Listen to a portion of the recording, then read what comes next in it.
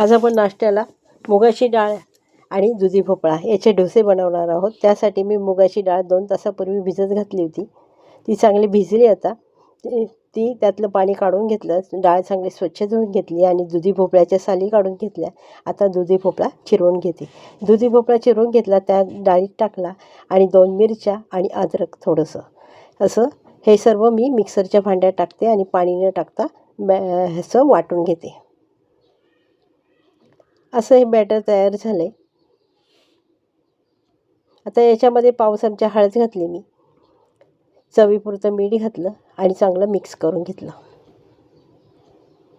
Batter चांगलं mix झालं तर गॅसवर मी तवा ठेवला आहे।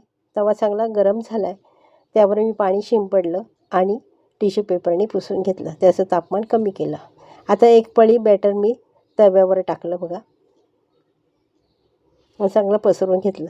आता एका बाजूने चांगला शेकला आहे, आता मी काढून घेते। असे मी दुधी भोपळा आणि मुगाच्या डाळीचे डोसे बनवलेत।